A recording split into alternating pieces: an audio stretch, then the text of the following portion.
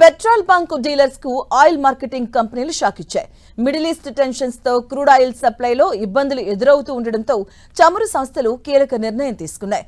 Retail అవుట్లెట్లకు credit సరఫరాను నిలిపివేసిన చమురు సరఫరా కంపెనీలు చెల్లింపు నిబంధనను మరింత కఠినతరం చేశాయి. ముందస్తు చెల్లింపులు చేస్తేనే పెట్రోల్, డీజిల్ ఇస్తామని కంపెనీలు తేల్చి చెప్పడంతో పెట్రోల్ బంకుల నిర్వాహకులు తలలు పట్టుకున్నారు.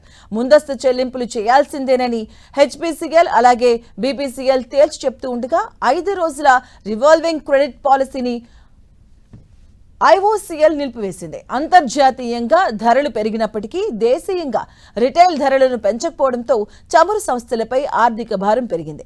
అందుకే క్రెడిట్ సరఫరాను చమురు కంపెనీలు నిలిపివేసినట్లుగా తెలుస్తుంది. ఇక సాధారణంగా పెట్రోల్ బంకులకు చమురు సంస్థలు 3 నుంచి 5 రోజుల పాటు క్రెడిట్ సౌకర్యాన్ని కల్పిస్తాయి. కానీ తాజా పరిణామాల వల్ల ఈ సదుపాయాన్ని ఆయా కంపెనీలు రద్దు చేశాయి. డీలర్లు పెట్రోల్, డీజిల్ అమ్మితే వచ్చిన డబ్బును 6వ రోజు కంపెనీలకు చెల్లిస్తారు.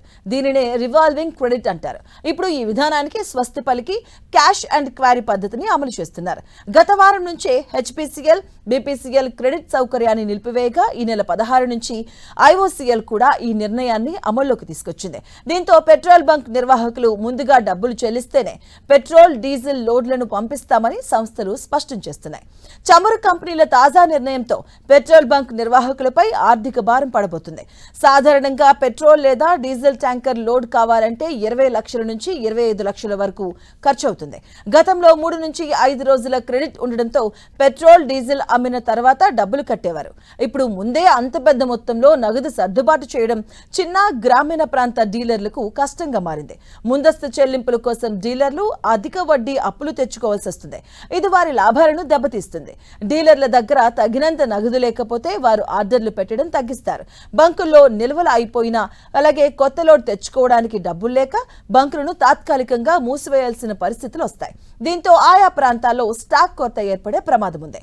ముఖ్యంగా రవాణా సౌకర్యాలు తక్కువగా ఉన్న మారుమూల ప్రాంతాల్లో పెట్రోల్, డీజిల్ కొరత తీవ్రతరమయ్యే ప్రమాదం ఉంది. పెట్రోల్ బంకుల్లో నో స్టాక్ బోర్డులు కనిపిస్తే ప్రజల్లో భయం మొదలు కానుంది. పెట్రోల్ దొరకదేమో అన్న ఆందోళనతో వాహనదారులు బంకుల వద్ద క్యూలు కడతారు. కొరతను సాకుగా చూపి కొందరు అధిక ధరలకు పెట్రోల్, డీజిల్ ను విక్రయించే ఛాన్స్ ఉందని ఎక్స్పర్ట్స్ అభిప్రాయపడుతున్నారు. డీజిల్ కొరత ఏర్పడితే రవాణా వ్యవస్థ స్తంభిస్తుంది. దీనివల్ల కూరగాయలు, పాలు వంటి నిత్యావసర వస్తువుల రవాణా ఆగిపోతే మార్కెట్లో వాటి ధరలు అమాంతం పెరిగిపోయే ప్రమాదం ఉందని ఎక్స్పర్ట్స్ చెబుతున్నారు. చమురు సంస్థలు ఈ నిర్ణయాన్ని తాత్కాలికంగా తీసుకున్నప్పటికీ ఇది సుదీర్ఘకాలం కొనసాగితే ఇంధన రంగం తీవ్ర సంక్షోభంలో పడే అవకాశం ఉందని all India petroleum dealers association ఆందోళన వ్యక్తం చేసింది.